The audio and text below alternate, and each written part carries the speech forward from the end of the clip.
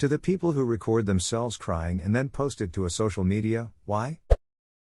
I'm just waiting for someone to answer that the question was actually towards. Well, I only did it once because I used to have a YouTube channel where I would post videos of my first cockatiel, but one day she passed away, and I was just telling the people who would watch my videos why I would not be posting, and then I broke down and started crying. I guess since everybody else is just going to reply with anecdotes and talk about how much better they are than that, they'll bite. I did that once. Why? Like a lot of people suggested, attention. I was 14, I was alone, I was hurting. I wanted someone to tell me I would be okay, and I wasn't getting that Earl. So I went online and recorded myself crying and trying to talk about what was upsetting me.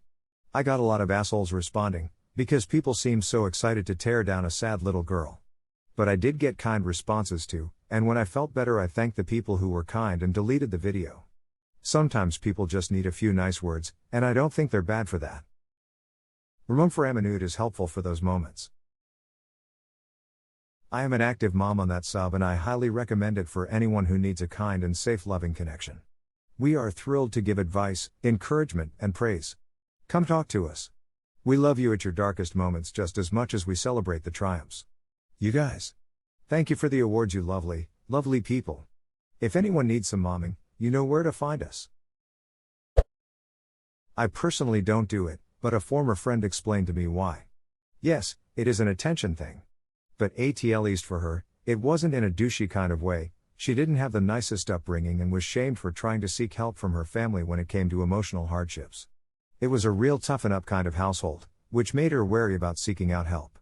Instead, she let the help seeker out by drawing attention to her bad emotional state without actually having to tell somebody, hey, I feel horrible, I need someone to talk to and be there for me. It's actually really sad, and I hate to admit that this is part of the reason she is a former friend. While I felt for her, this behavior took the control away from me. I couldn't tell her that I feel bad myself, and she's crossing a boundary by dumping her emotions on me, since she didn't specifically target me. Sometimes I feel bad for that, but in the end I gotta take care of myself, too. Edit, spelling. I've done this in the past. It was because I was really sad and alone and wanted someone to comfort me. I didn't have anyone I could personally reach out to. People are like, why would record yourself crying and post it? That's so attention seeking, but then when someone commits suicide it's why didn't they tell anyone they were struggling? Most people don't make a big spectacle of themselves crying in public, unless they're looking for attention. And all of social media is looking for attention, so that goes 1,000 times more there. Obviously there are going to be times when something horrible happens in public which makes you cry on the spot, and of course that's fine, but if you go out of your way to make a scene, out of proportion to the drama, it's a ploy for attention. Gotta cry in the shower like a real man. Or into your pillow at 3 a.m. when there's no one watching. Or in the rain so no one can see my tears. Time to die. Releases Dove. When you're feeling down and out, full of worry, full of doubt, when you're filled with deep despairs, when you're sad and no one cares, when you're bleak and broken, blue, I shall tell you what to do. Listen closely. Don't forget. Put it on the internet. My cousin did this. He was going through depression and had underlying mental issues he never properly addressed as a child. It wasn't for attention, it was his way of screaming for help. That is for attention. Asking for help is asking for attention. It's not inherently bad. It's not inherently bad. Great point, friend. Just asking for help can be very hard, for many people, for many reasons. Even if they know they have ready and willing supports, not everyone is doing it for superficial reasons. Attention seekers, thriving on drama, clicks and views etc. also can be hard to distinguish, especially these days that pretty much everyone has instant access to a personal platform and audience. Ada, this was truly years ago, and I am good and quite stable now. Our baby, now 6, ended up having a tongue tie that we got revised, and it made a huge difference. Someone reported this for fear of self-harm, I guess, so I wanted to clarify. Years ago I posted a raw photo of myself crying to Instagram. I was 2 months postpartum, having a horrible time breastfeeding, and wanted to show other mothers that they were not alone in the raw struggle of motherhood. That every moment is not scripted and that it's okay to be real on social media even when the world seems to value a fake facade. Even if people are looking for attention doesn't mean they aren't doing it for a reason. My parents beat and neglected me. I was their adopted slave to work their farm and collect the check the state. I was screaming for attention in all sorts of abnormal ways. Crying to social media always felt like a last-ditched effort to find someone who actually cares about me for once. Never worked, and I learned from it. Some people are growing, and I apologize for my ignorance. Leave Britney alone. What's sad is that Britney was being made fun of by everyone, so this person released a video telling us not to make fun of someone in such a vulnerable state, and we made fun of him too. Since nobody seems to be actually answering the question, I guess I will. I'm mentally ill and wanted someone to ask me if I was okay, what was going on.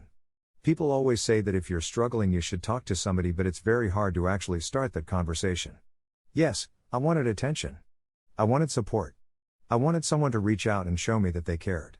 A lot of you seem to think that makes me a horrible person, but maybe try and look at things from a different perspective. Yes, I've done shit before to seek attention, but that doesn't make me not ill, nor a bad person. If somebody is so desperate for attention, then perhaps they actually need it. Disclaimer, I know that this isn't healthy behavior and I don't do it anymore, but as a younger teenager I did, so I thought I would offer the perspective that Op actually asked for rather than just saying because they're attention-seeking idiots with no life. They had parents that coddled them and only gave them attention when they cried, so now they do it as adults. People want to be seen and understood. Dunno, I was crying over a movie, so I put a picture on my Instagram story and said that the movie I was crying over was so ducking sad but worth the watch. I cry over a lot of things. I saw a TikTok of a woman crying because the babysitter had given her baby Benadryl and the child OD'd, but all I could think about was why would you set up a camera during that phone call? I don't understand it either. Her friend secretly filmed that. She didn't know it was being filmed. The video was also a few months old, I think, but it is important to document important things like that for evidence and such. Posting to social media can inform others about such incidences. Because they are sad and want support? I once filmed myself crying because I wondered what it looked like, but I never posted it. It was almost a way to remind myself how I felt in the moment. Somebody with less experience and education than me was chosen for a position because she knew the employer. I was devastated. I looked back at the video years later, at which time I had more perspective. I did not recognize the person crying. I no longer wanted that job, and it looked like an overreaction to my older self. If I could go back, I would tell myself that it was all right to feel disappointment, and that it was good to let it out. I just would have recognized that it was not the end of the world, and that filming was self-indulgent. Life is full of disappointments, and there are mature, emotionally healthy ways to deal with it. I would be embarrassed if I had posted it because I was less mature, and I would not want older feelings preserved online. I'm related to someone who does this. Basically, they want sympathy and don't have people close by who can give it to them. There are plenty of people online who will tell you it's going to be okay. 1. Post the crying video. 2. 3. Profit. They need the attention and the likes. I've never posted a crying video before, but people on this thread seem to be demonizing this action. I don't think it's usually a ploy to get likes and attention, sometimes it is. I honestly believe it's a natural reaction to gain empathy from one's peers when they are in desperate need for consolation. It's a cry for help, not some evil plan to gain internet points. I have my private Instagram which has like 20 people who are my dearest childhood friends. Majority of us are depressed as ducks, so we kind of post a picture on our story for humor where we end up half joking about how we all want to die. It's like our little circle where we don't need to be okay.